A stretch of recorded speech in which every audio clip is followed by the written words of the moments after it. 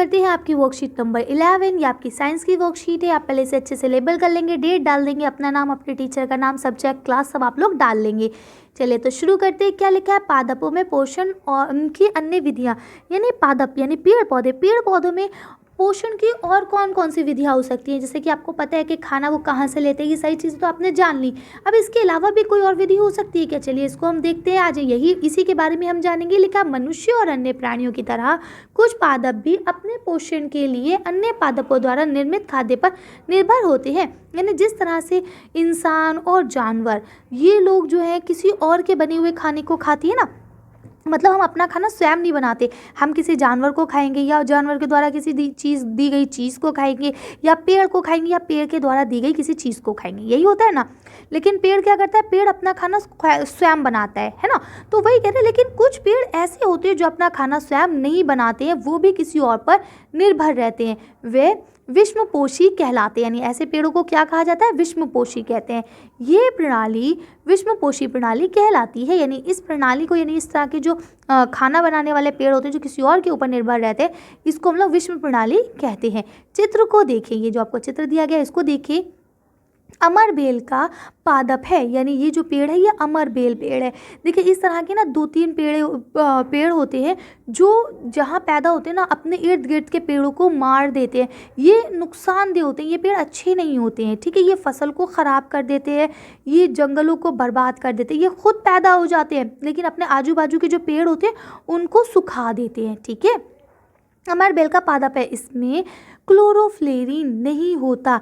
ये अपने यानी क्लोरोफिल जो आप जिससे वो खाना बनाते हैं ना, वो इसके अंदर क्लोरोफिल नहीं होता। ये अपना भोजन उस पादप से प्राप्त करते हैं जिस पर ये आरोहित होते हैं। यानी ये पता है किसी पेड़ के ऊपर चढ़ना शुरू कर देते हैं, ठीक, और उसको पूरा नष्ट कर देते हैं। ये आरोहित माने यही होता है कि वो ऐसे पेड़ है उसके ऊपर चढ़ना शुरू कर देंगे और उस पेड़ को पूरा नष्ट कर देंगे।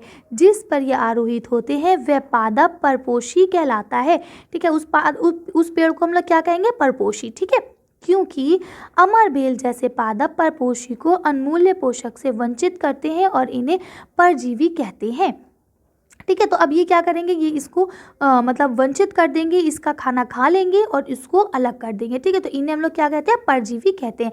क्या आपने ऐसे पादपों को देखा अथवा सुना है जो जंतुओं का भक्षण करते हों? यानी ऐसे जानवर, ऐसे मतलब जंतु, ऐसे पेड़ पौधे के बारे में आपने कभी सुना है जो किसी जंतुओं को, छोटे छोटे कीड़े मकोड़ों को, इन सब चीज़ों को खाते हो? देखिए मैं आपको बताऊं, मैंने कभी नहीं सुना था, लेकिन जब मैंने डिस्कवरी देखना शुरू करा, मैं 6-7 क्लास में होंगी तब से मैंने डिस्कवरी को देखा है, तो मैंने देखा था उसमें दिखाया गया था ना, एक इस तरह का पेड़ होता है ऐसे, और उसका ना इनसे मुंह होता है, ठीक है।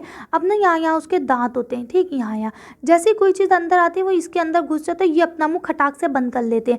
ये पेड़ आपको ना डोरेमोन वगैरह कार्टून जो होते हैं ना उसमें भी दिखाए गए हैं, ठीक।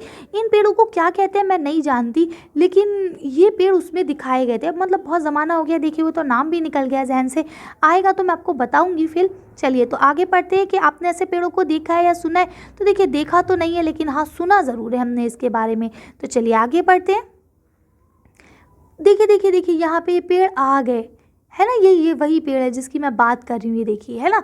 तो ये क्या करते हैं, इनका जो ये मुंह है ना, जैसे इसके पास कोई भुनगा परिंदा कोई आता है तो ये खा लेते हैं उसको, ठीक है। चलिए अब तो आगे हम लोग पढ़ते हैं। यहाँ पे कुछ ऐसे पादप भी हैं जो कीट को पकड़ते हैं तथा उन्हें पचा जाते हैं, ठीक है। ये यही चीज़ है जो कीटों को, छोटे छोटे कीड़े मकोड़ों को पकड़ते हैं और उन्हें खा लेते हैं। ऐसे पौधे हरे या अन्य किसी रंग के हो सकते हैं, यानी ज़रूरी नहीं है ये पेड़ हरे ही हों हमेशा, ये किसी और रंग के भी हो सकते हैं।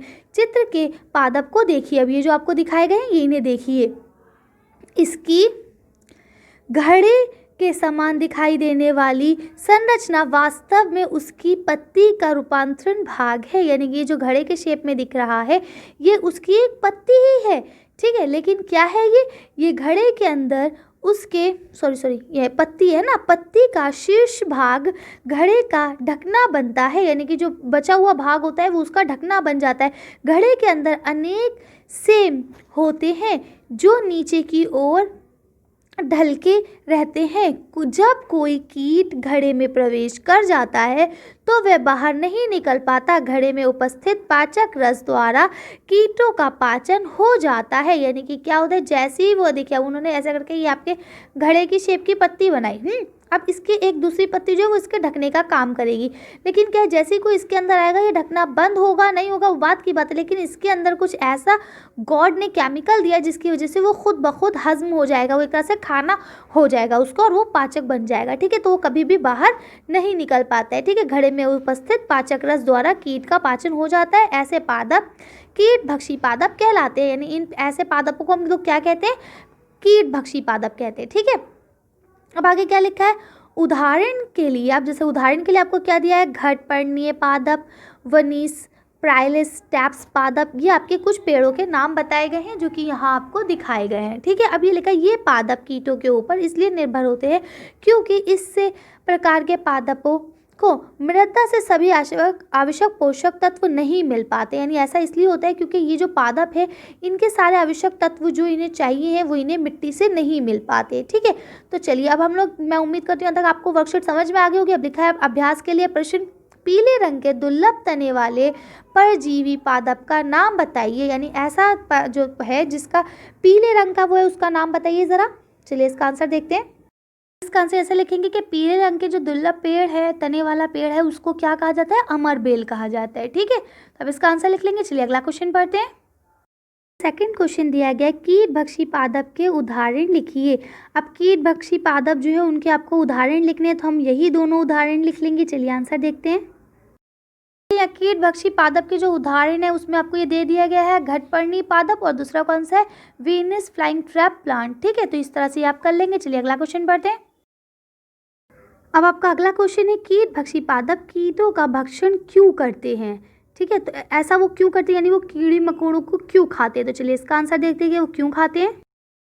अब आप देखिए इसका आंसर यहाँ से लिखेंगे कि ये पादप कीटों के ऊपर, यानी कि जो कीड़े मकोड़े उनके ऊपर इसलिए निर्भर होते हैं क्योंकि इस प्रकार के पादपों को मृदा से सारे आवश्यक जो तत्व हैं वो नहीं मिल पाते हैं, जिनकी उन्हें ज़रूरत है वो सब चीज़ें उन्हें नहीं मिलती, इसीलिए वो क्या करते हैं, कीड़े मकोड़ों के ऊपर निर्भर हो जाते हैं। तो इसका आंसर आप लोग लिख लेंगे। चलिए अगला क्वेश्चन पढ़ते हैं। आपका आखिरी क्वेश्चन है, इसमें लिखा है कि परजीवी व कीट भक्षी पादप द्वारा किस प्रकार के पोषण का उपयोग किया जाता है। तो ये किस प्रकार के पोषण का उपयोग करते हैं, चलिए इसका आंसर देख लेते हैं हम लोग। इसका आंसर ऐसे लिखेंगे कि परजीवी और कीट भक्षक पादप जो है वो विश्व पोषी प्रणाली के ऊपर निर्भर करते हैं। ठीक है, यानी उसी का ही ये लोग उपयोग करते हैं, यानी किसी का बना हुआ खाना खुद खाना। देखिए ये गलत है, ये मत लिखिएगा, सॉरी, है ना, किया जाता है, ये लोग इसका ही उपयोग करते हैं। ठीक है, तो चलिए इसका आंसर आप लोग लिख लेंगे। आज की वर्कशीट को हम लोग यहीं खत्म करते हैं। आज की वीडियो में बस इतना ही। अगर आपको हमारी वीडियो पसंद आई हो तो प्लीज़ इसे लाइक और शेयर करें। अगर अभी तक आपने हमारे चैनल को सब्सक्राइब नहीं करा तो प्लीज़ मेरे चैनल को सब्सक्राइब करें। Thank you for watching.